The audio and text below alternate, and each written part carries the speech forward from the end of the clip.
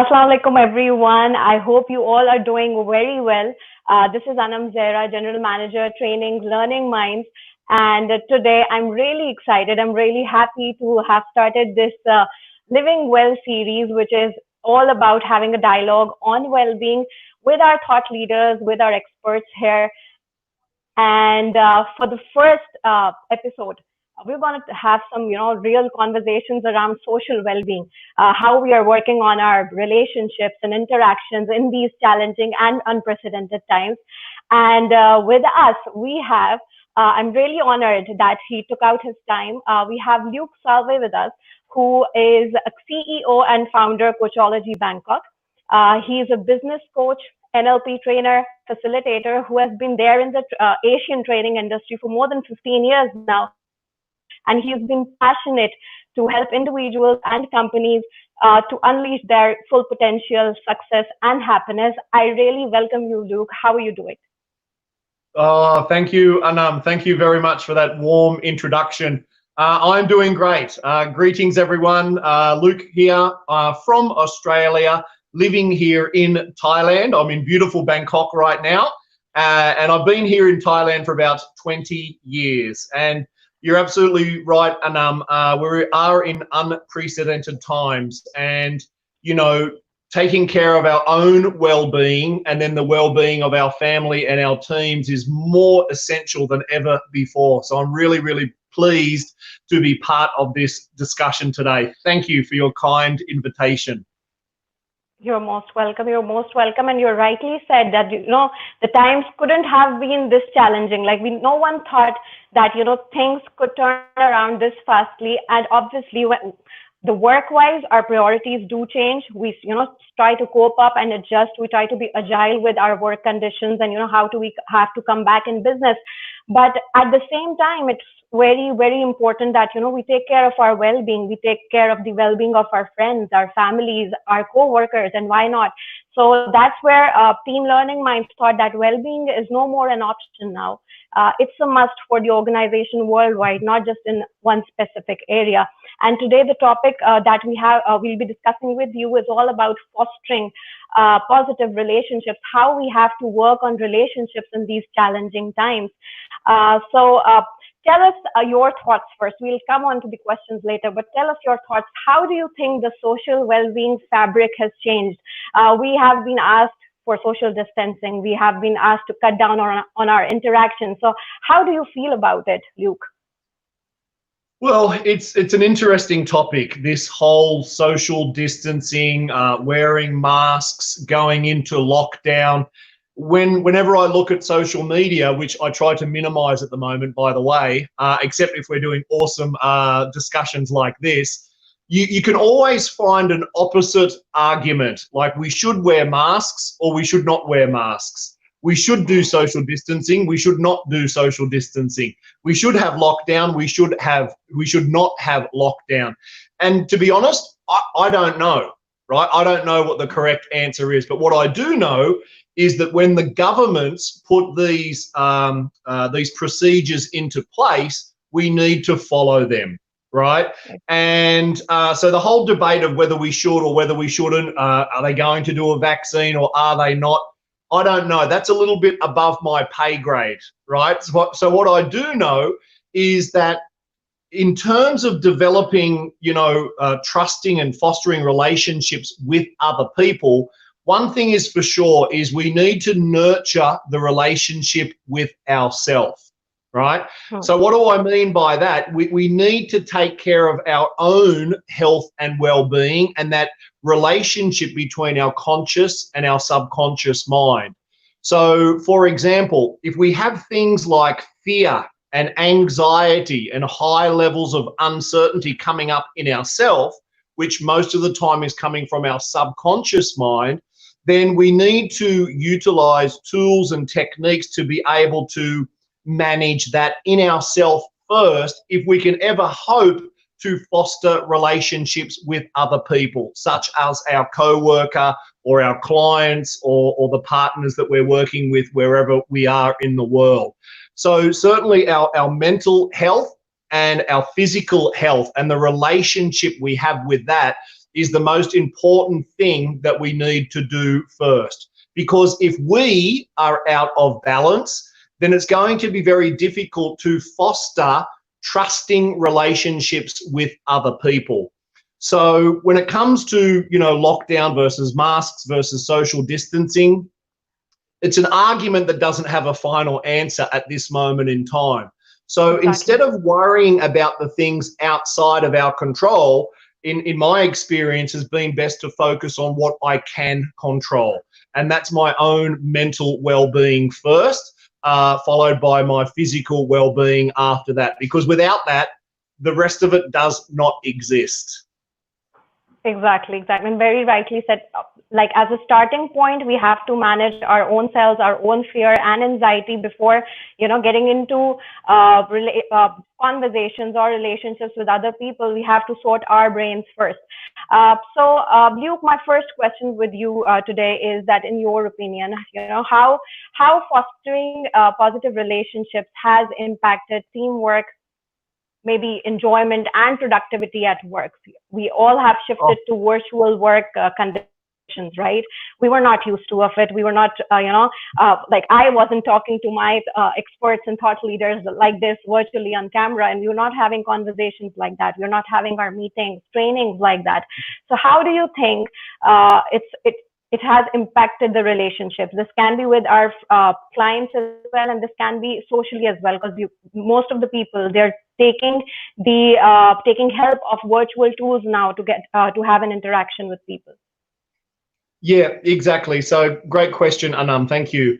So one thing is for sure, and you mentioned the word before, which is called agile, right? So, any proactive organization at this moment in time, with the high level of uncertainty that we have, must be proactive and they must be agile. And the word agile simply means quick and easy. So in other words, we need to pivot our business model and adapt to the new ways of doing business, such as leading teams virtually, such as having client meetings virtually, such as conducting coaching sessions or training workshops virtually. And here's the thing, this way of doing business, virtually doing business, it's not going away, right? It's here for the long term, because people have suddenly realized that, this is an interesting way to do business. People don't have to go into the office or travel, a couple of hours for a flight to attend a training or a workshop. It can be as good, if not even better in some instances, by doing it virtually. So the first thing in addressing, fostering those relationships is we have to have that mindset that technology is our friend, right? Because it's not going to go away. So we need to embrace the technology instead of resisting the technology. So the more agile you can be with adapting and utilizing technology to your advantage will help you foster greater relationships, right? For example, here in my coaching and training business here in Bangkok, normally I travel all around the region to 15 different countries, delivering leadership program, coaching programs, and so on. And I love it. I love my job. I'm passionate, and I love to travel as well. So at the end of March, which was when the lockdown started here in Bangkok, flights were all cancelled. Now, part of my business strategy here is I would conduct free weekly previews in a normal hotel. But in the normal live hotel environment, I would do them once per month.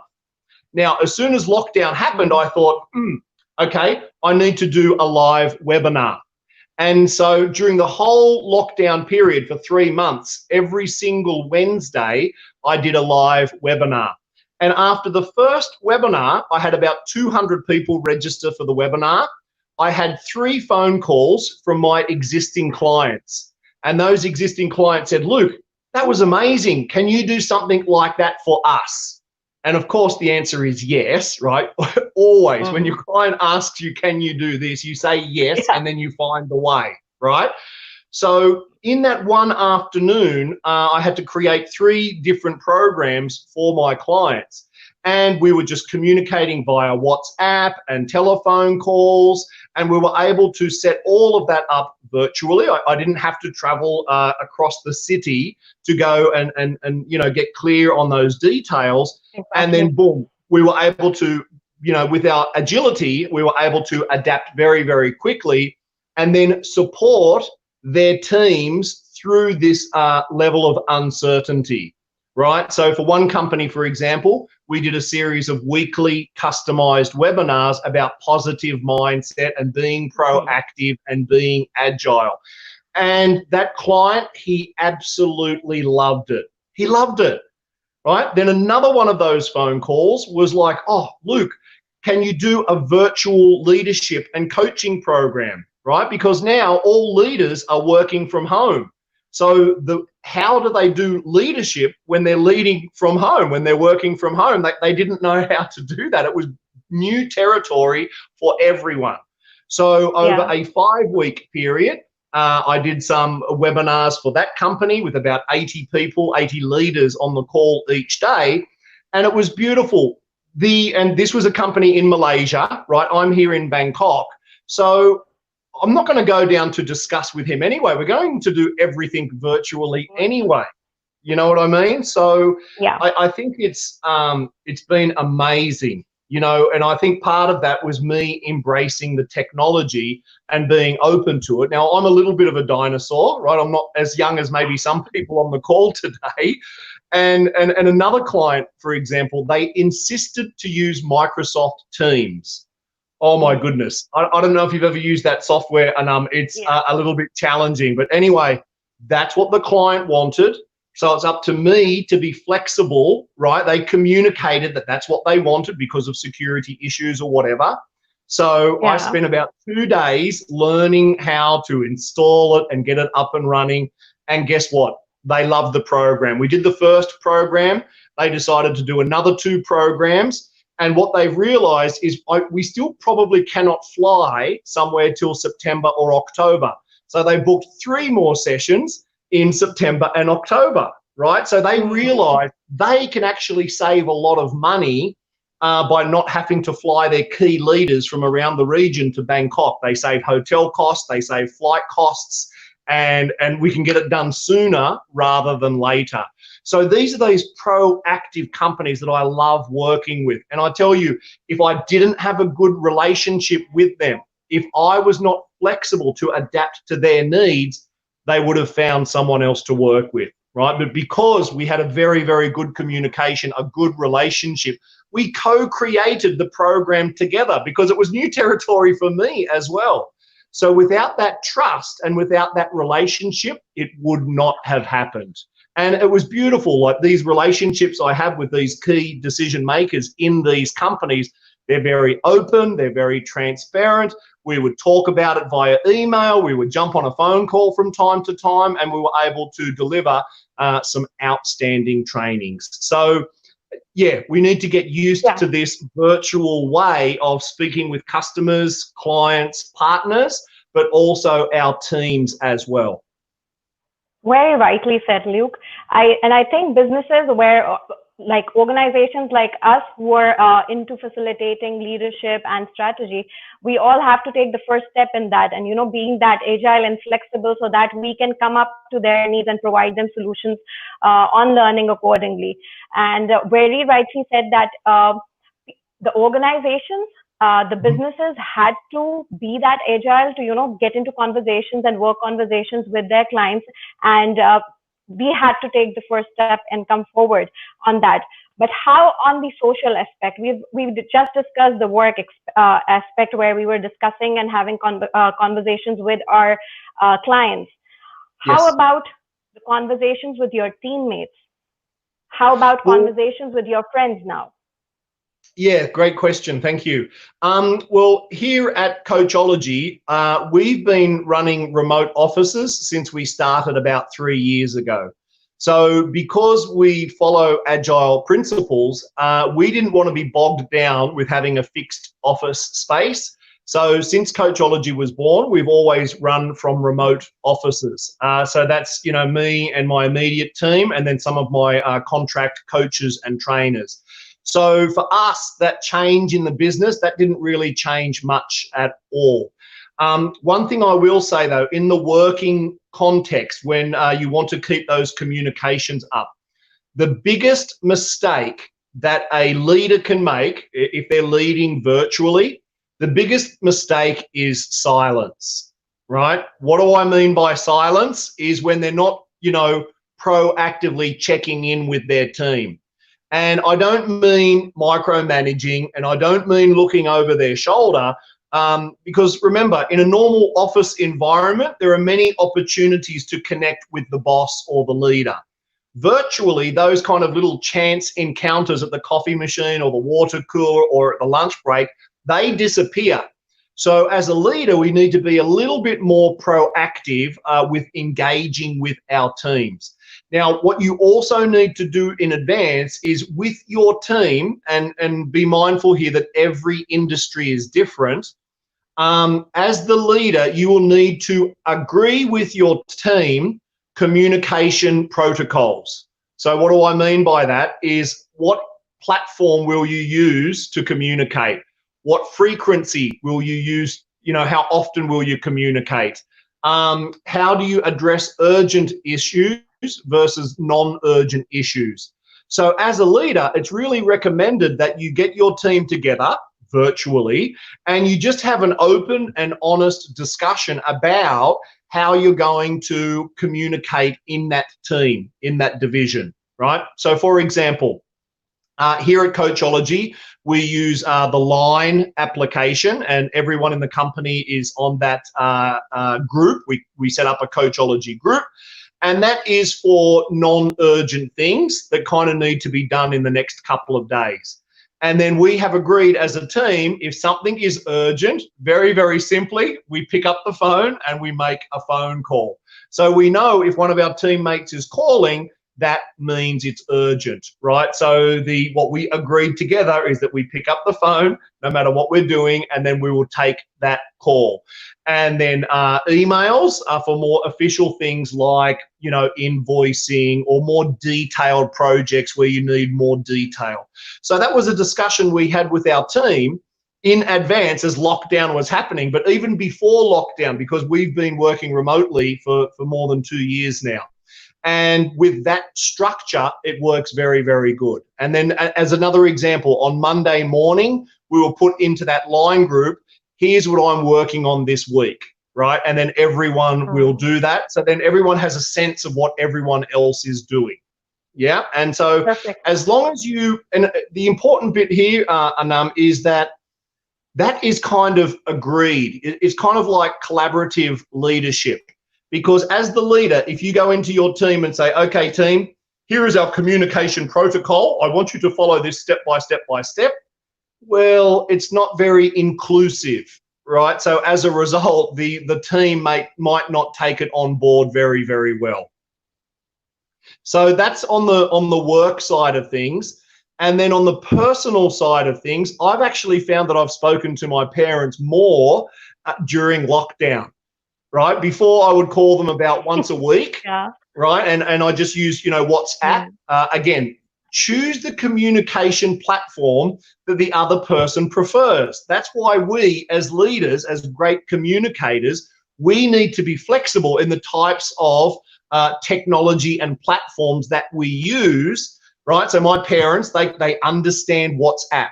So I use WhatsApp, right? Because it's easy for them. And I found now, I'm chatting with them like, 2 or 3 times a week, just because it's kind of easier at the moment because things aren't as crazy and busy. I'm not traveling like I used to, so I have a lot more time to be able to nurture those relationships. And same with friends and other family. It's so easy now with WhatsApp video, Facebook Messenger video, Line, Zoom. There are so many easy platforms that you can use, and it's really, really easy. And most people now are they understand how to use most of these platforms. Yeah, rightly said. As far as where you discussed, I really like this idea of creating a communication strategy, because most of the companies and organizations here in Pakistan, they're also using Zoom, they're using MS Teams, and they're internally connected through their groups as well. But creating a communication plan or strategy that how something urgent would be communicated, or how something non-urgent or important would be communicated, can be a very great idea to discuss within the teams and go about it. Similarly, where we discussed of engaging with our friends and family through a WhatsApp call or through a Zoom call, where we are connected through the videos. Most of the people, I've heard these comments. I was going through a few articles. People say that they feel that they're talking to a camera. They're more often getting engaged and looking at themselves and the video of the participant who was joining, and not listening carefully to the tone or to the message that they want to deliver, or that kind of conversation or the bond that was created when we used to talk in person, when we used to Yes. give all of our time and energy, devoted energy to that one person while we were talking to them. So how to break that barrier while we are discussing things with our friends and family here? Well, I think one thing is for sure, if when you're chatting with family and friends, you clearly want to have the video on, right? So in a lot of the webinars that I've done, and I know this is more work related, I prefer when the participants have the video on, because I'm a very engaging trainer and speaker. So when I can't see someone's face, it just feels like I'm talking at a little dot, right, where the camera is. Yeah. So, that doesn't feel as personal. So when I recently did a big leadership program for a multinational automotive company, they had 40 participants from 8 different countries around the region. As part of my instructions to them, I insisted that they kept their video on during the workshop, so that I could see their faces. And it's the same when talking with family and friends, right? So the bigger the screen, then the better it is, right? So in the past, we've connected the computer up to we've got a big Samsung TV or whatever it is over here. So I can hook the computer up to that. And then it feels like, because they're this big on the wall, I feel more connected to them. But then, the beauty of using, say, WhatsApp, you can be on the go anywhere and you can connect to your friends immediately like that. So I think that that flexibility and the ability to be able to talk to your friends or family whenever you want is priceless. You know what I mean? So for example, I will send my mother, she's in Tasmania, Australia. I can send her a WhatsApp and I'll say, hey, do you fancy a chit chat? And she says, yes. And then I just turn the camera on, and then wherever I am, if before it would have been when I'm on the way to the airport in the back of the taxi, for example. But now it can be here at home. It can be while I'm outside when my wife is doing some shopping, for example, and I'm waiting. Then I can quickly pull it up and then I can speak to anyone really conveniently from anywhere where I am. So for me, as long as the camera is on, that's ideal. And I don't feel too disconnected from them, especially if they're a good friend. Like we get it that we're doing the best we can with the technology that we have. And to have a conversation through a phone is better than not having a conversation at all.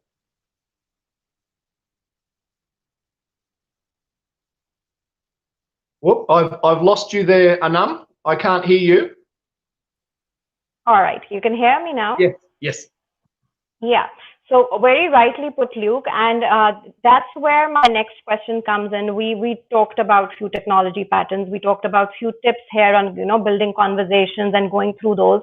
I would like to discuss with you the role of trust. The role of trust in relationships and how we can build trust in these times. What would be few tools and tips that you can give out to our audience today of building trust while they're having communication virtually? Yeah, great question.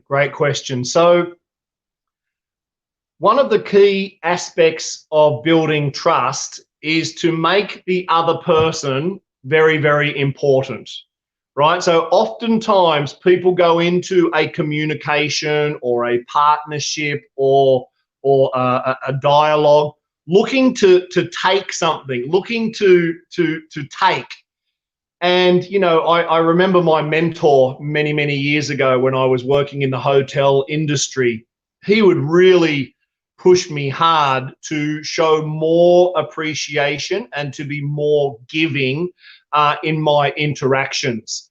So I always do my best to really understand or at least appreciate the other person's map of the world, right? So in other words, if I'm going into a negotiation or a business conversation, I would really do my best to understand what the other person is, what it is that they want. Yeah. And then I will do my best to over deliver to that person to build that trust and relationship. Now, the important thing here is it needs to be genuine, right? You don't want to come from the place of, oh, if I give you this, I'm going to take that. That feels incongruent. It feels inauthentic, and people can feel that. So, you know, one of our human needs is actually to contribute and to give. And so it's finding that beautiful balance because, you know, we don't want to be taken advantage of either, right? So we don't want to feel like the other person is taking from us and then just, you know, say thanks, bye. So it's kind of this little bit of a dance. And I've always found the more transparent and the more honest that I can be, that the other person will reciprocate that. So in other words, I do my best to not be a douchebag. And I'm not sure if you guys use that terminology in Pakistan or not, but it's just don't be the kind of person that you would not want to be around. So in other words, be the kind of person that you would want to be around. Someone who is trusting, someone who tells the truth, someone who is authentic, and someone who is transparent. For example, let me give you a real life example that just happened moments ago. So one of those organizations booked us for 8 webinars to help their team with their mindset during the lockdown period. We got 6 webinars done, and then things kind of got back to normal and they were okay. And so I said, okay, you have 2 webinars of credit. And this was about maybe 6 weeks ago, right? So those 2 webinars have been sitting kind of in credit. They've already paid in full for all 8. Now, another gentleman in that same organization wanted to come to our public training. We have the NLP training that we offer here in Bangkok. We have the ICF coaching certification that we offer online. And this other gentleman at that same company, he wanted to join that training. So I gave him a special offer, and he got back to me today and he said, oh, Luke, it's been approved. Can you send me the invoice? Now, those 2 webinars of credit were the same value for this gentleman to come to this 5-day course. Now, I could have easily said nothing and then just invoiced them for that extra, like, I don't know, $1,500, right? I could have just done that because they probably like forgot about those webinars. But I thought, no, I wouldn't want someone to do that to me. So I called their big boss and I left him a voice message. So the big boss, he's the one who engaged me to do those 8 webinars. He loves using WhatsApp voice message. So you pull up the WhatsApp and you leave a message, blah, blah, blah, blah, blah, and then he can get back to it at his own time. So he listened to my message. He then called me back and he said, oh, yeah, thanks, Luke. I forgot about those. He said, look, let's do this. Keep those 2 webinars in the pocket because I have something in mind that I want to do with them, and then invoice me for that other program. I said, perfect, right? But in my message, I gave him the option. And why did I do that? Because that's what I would hope that my partners do with me, right? That they're honest and they're open and that they're transparent. And then you know what he said? He said, oh, yeah, Luke, yeah, please invoice me for that. And oh, by the way, I'm taking care of this other team now. probably in October. I want to get you in for a big team meeting with this new team. He said, I'll tell you about the details that later. So not only did I feel good that I was open and honest and transparent, but I actually planted a seed for some future business in the next couple of months. So when we do the right thing, whether it's with your family or your friends or your team or your partners or your clients, we will get taken care of. Yeah, so that would be my recommendation to anyone looking to foster relationships with anyone, right? Tell the truth, be authentic, and, express yourself clearly. Exactly. Very well said, Luke. And trust being the foundation of any relationship. I think it's very important that you are very genuine and authentic with the other party, whether it's your friend, it's your family. With your family, obviously, yes, love is there.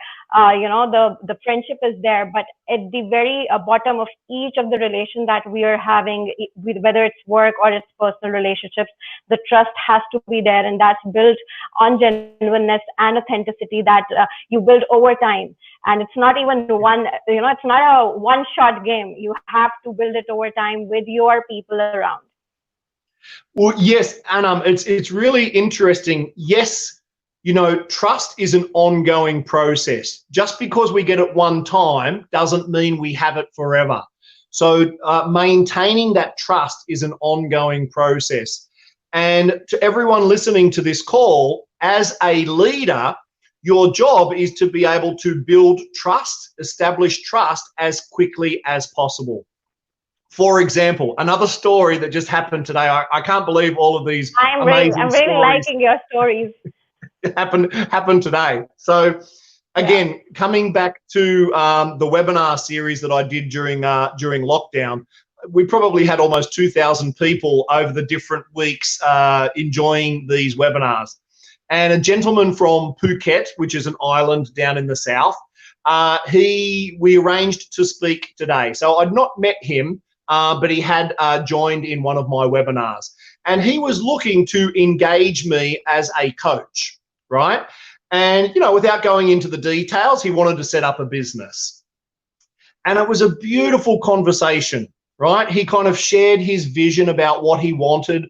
I added some value and some of my thoughts about what could possibly work. And after 40 minutes, he said, Luke, thank you. I feel clearer already and knowing what I want to set up my new business. Because before the phone call, he was a bit confused. There were many moving parts. He didn't quite know where to start. But as I built the trust with him, as I added value to his current situation, at the very end, he said, Luke, I trust you. These were his exact words. Luke, I trust you. I like your energy, and I think I would like to work with you. And I said, fantastic. I will email you some details. So we had just met, and it was just a 40-minute conversation. So our ability as a leader, right, as a trainer, as a coach, as a mother, as a father, is to be able to build trust really, really quickly. And the better that you can do that, the better you will foster relationships wherever you go. And I heard a quote from Tony Robbins through the week, which said, the quality of your life is proportionate to the quality of your relationships, right? Or something like that.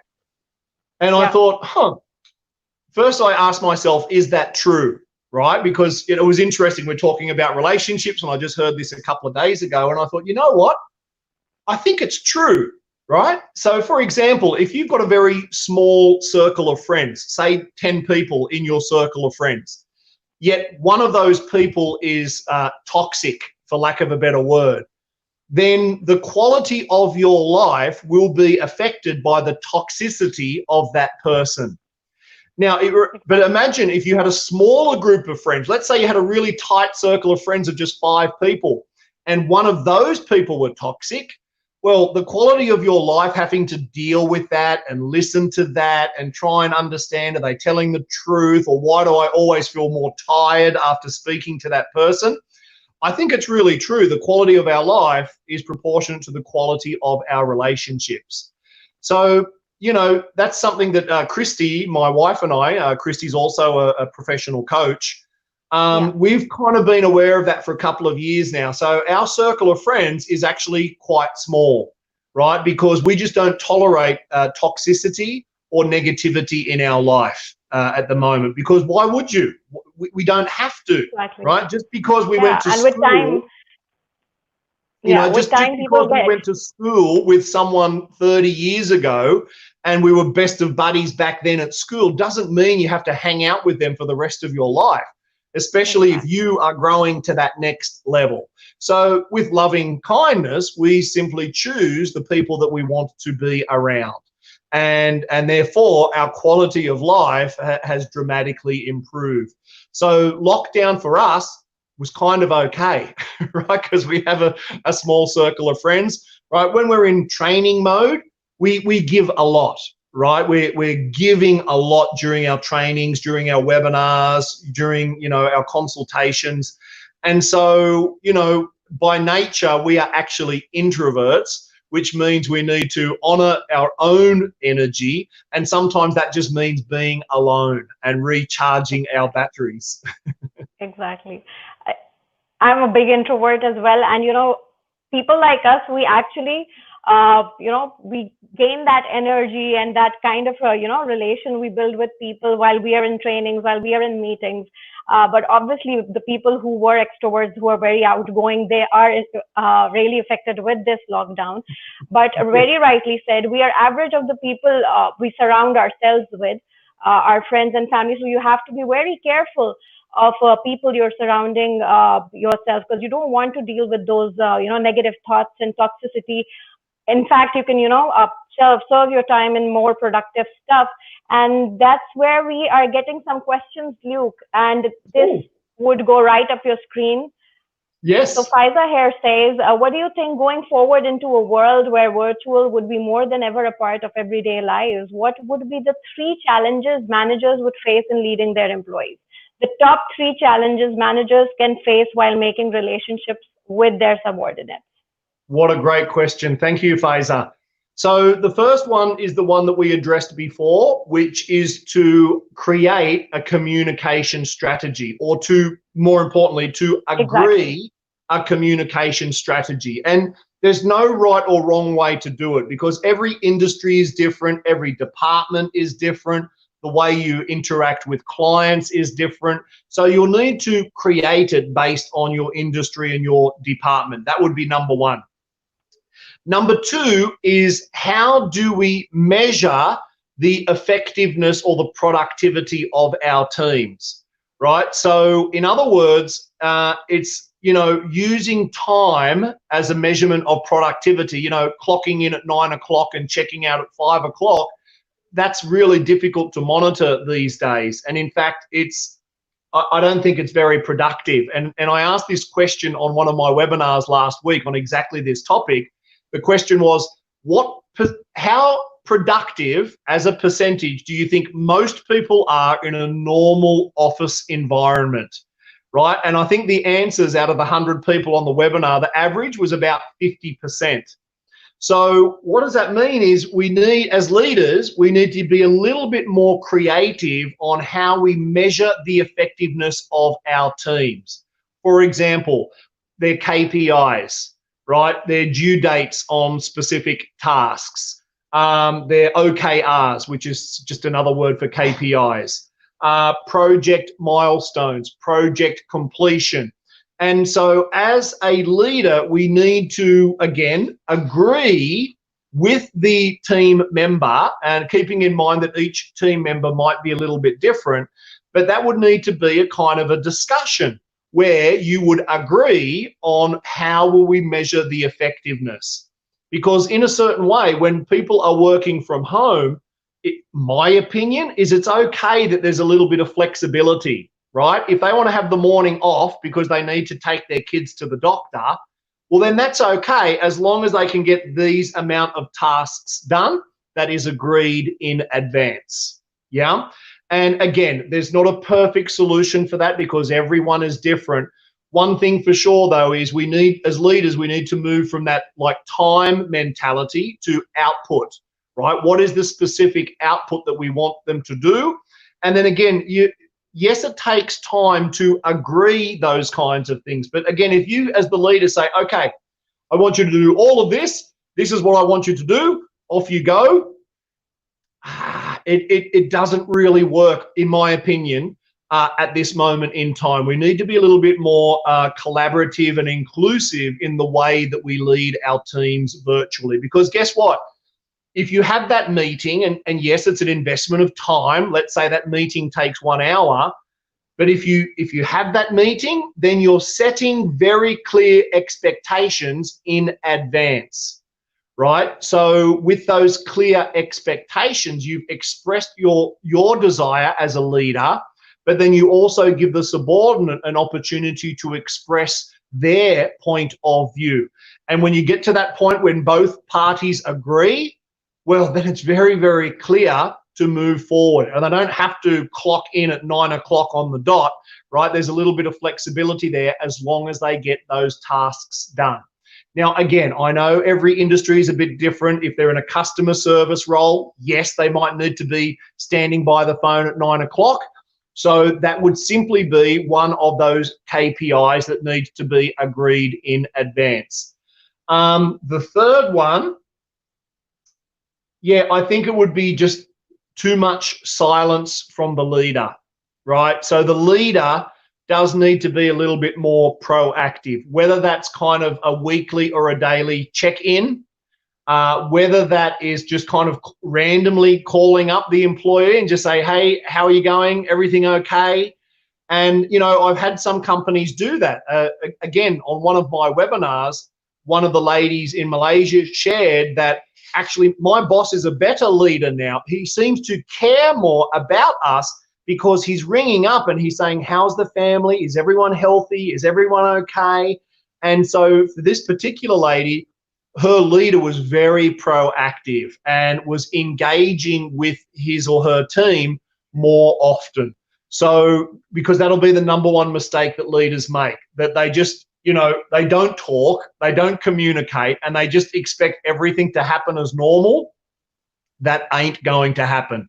So that would be another point where the leader must be a little bit more proactive by reaching out to his or her team to give the team an opportunity to connect with them and share a problem or an idea or a possible solution or what this is going on or where they feel a bit stuck, right? Those conversations that normally happen at the lunch break or the coffee machine or the water cooler, they're not there anymore. So the leader needs to be a little bit more proactive in that area.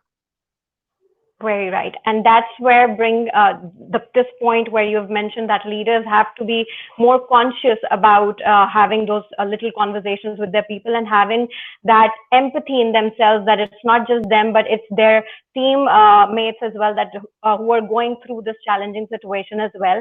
And this brings me to the questions of the role of empathy, Luke.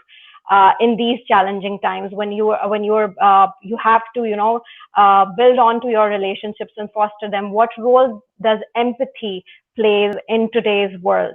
I think it's one of the most important thing after talking about trust. I feel that empathy can be a great area where people should understand it and start its application. So I need your thoughts on that. Yeah, oh my goodness, absolutely. Right. So one thing we need to remember is that as a leader, our primary job, and anyone listening, please write this down. Our primary job as a leader is to create certainty in uncertain times, right? That's if you do one thing as a leader, that's going to be it. Now, clearly, we're living in a lot of uncertainty right now.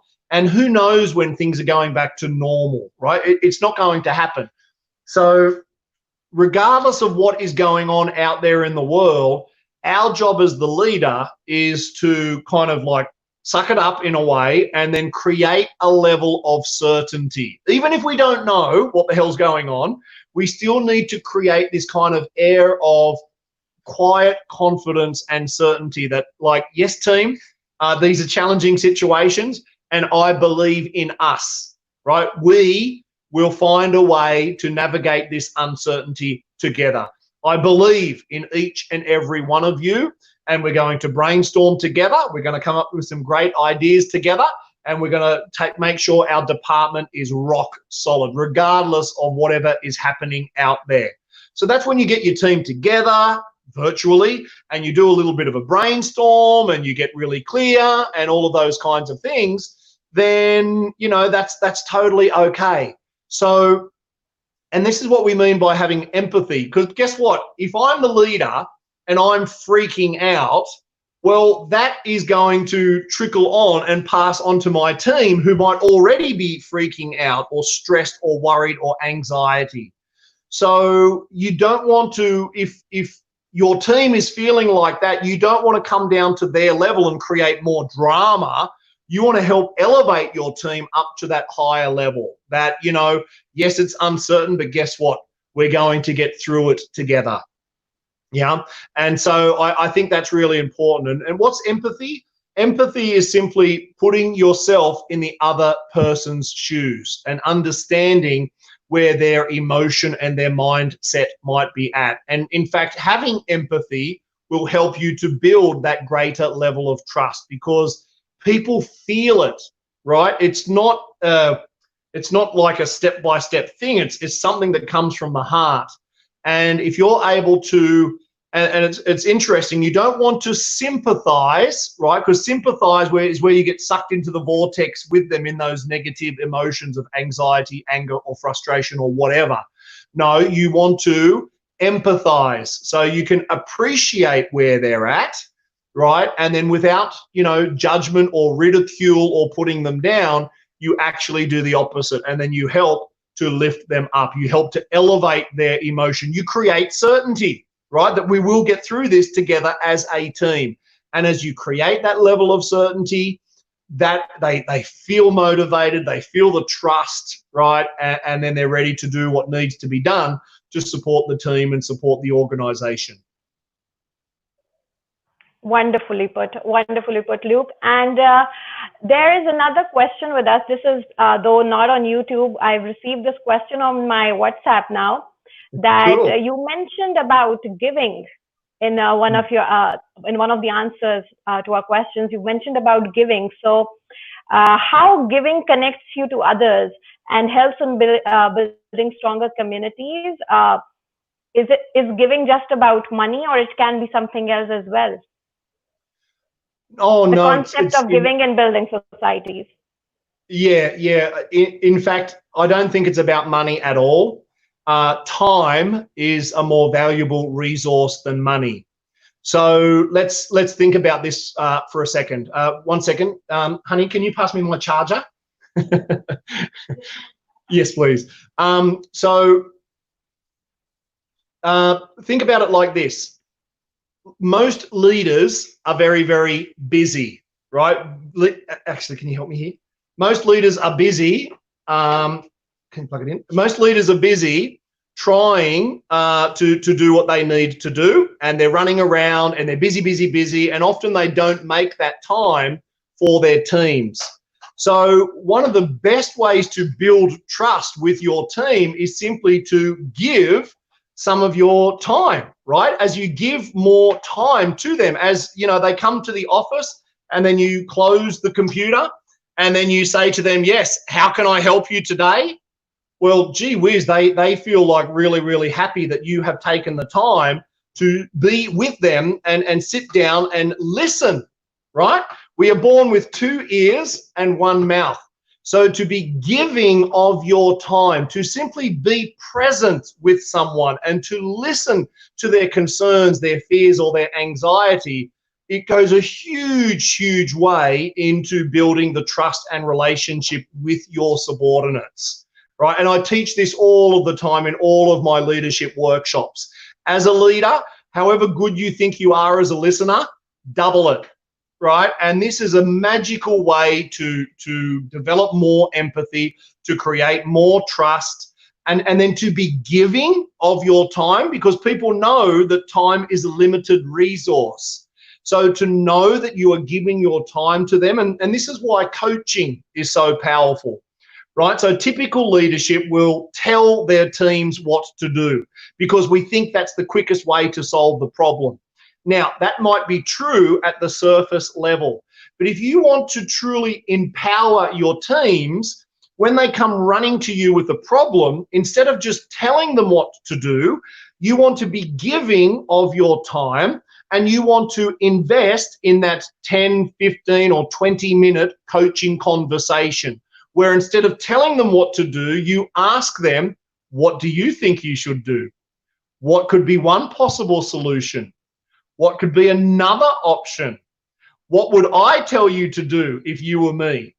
Now, that's an investment in time, but guess what? With those powerful, simple, effective coaching questions, you've empowered them to think for themselves. You've empowered them to solve their own problems. And what happens is over time, right, you empower them to make their own decisions. So it's actually going to save you time in the long run because they're not running back to you every 10 minutes with the next problem and the next problem and the next problem. Why? Because you've empowered them to think for themselves. So that is an act of giving your valuable time as a leader to nurture and help support them to grow to the next level. Do you think that creates greater loyalty? Absolutely. Do you think that empowers the team to the next level of success? Absolutely. Do you think that is smart when you're in terms of thinking of succession planning? Absolutely. So this is one way that you can give, is with your time. And with clients, like I mentioned before, the coaching conversation I had with this gentleman that I'd never met before, I added value. I gave him some tips and suggestions on ways to help create a little bit of clarity around the situation. And he was very, very grateful for that. And after 40 short minutes, he said, wow, thank you, Luke. I trust you. I want to work with you. So when we talk about fostering relationships, yeah, how can you add value to the situation, whether it's your subordinate, your husband or your wife, or a client or a partner? Wonderful, Luke. All right. We are just left with 8 more minutes now, and I think we can take one more question here. This is from Kashan. There is a fraction of trust deficit since people started work from home. In the new normal ahead, how to mitigate this and what tools can be used to keep the motion going? I think we pretty much answered this question using the communication strategy. Yeah, exactly. The communication strategy and how to measure the success or the productivity. Now, for some leaders, that might be somewhat of an uncomfortable conversation to have. And it's an absolute essential conversation to have, because if you don't have it, then expectations are not clear. They're not clear from you, and they're not clear for the subordinate. And guess what?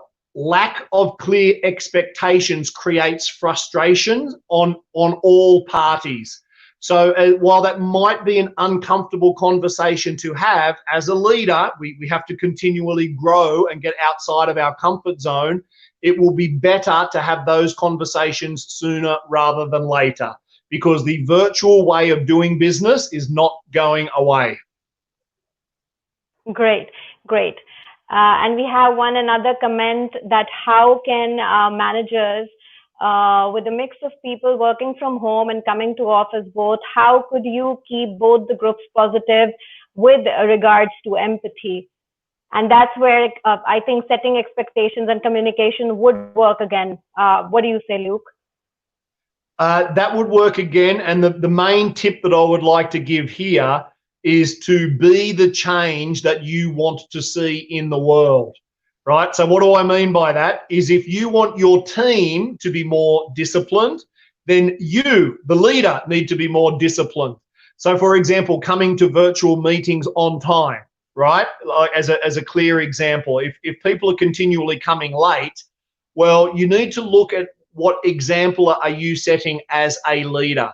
So if you want your team to be more proactive, then you need to be more proactive. If you want your team to be more empathetic, then you need to be more empathetic first. If you want your team to be willing to receive feedback, then guess what? who else needs to be good at receiving feedback?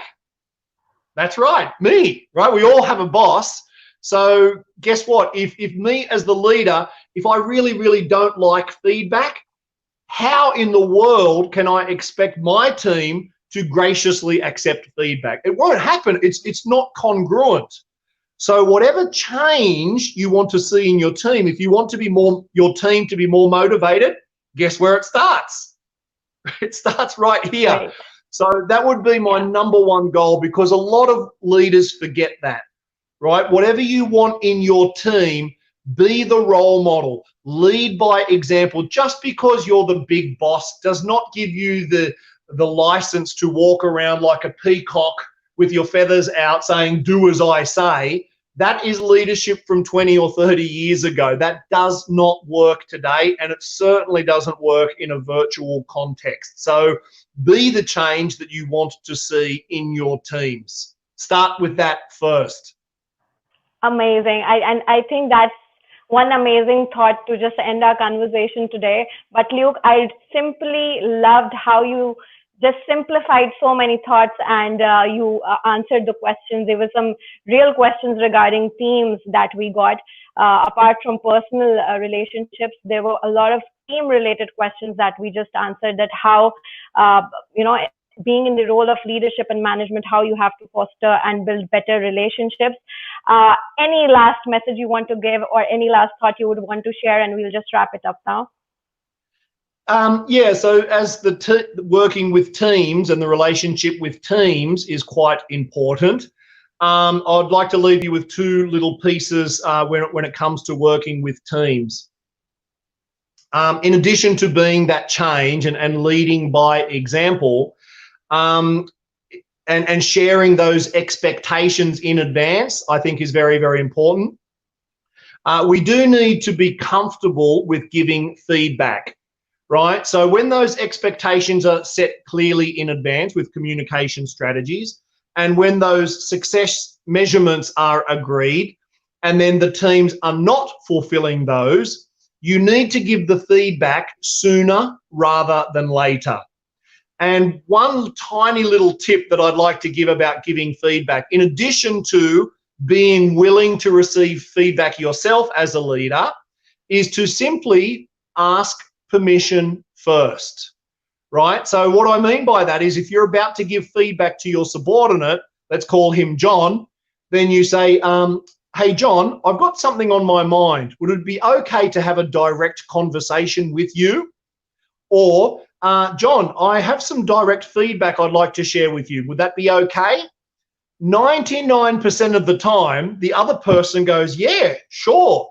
So now their mind is open to receive the feedback, right? And there are special feedback tools that you can use. I'm sure Arif and Sohail teach those to all of the amazing clients that you're working with.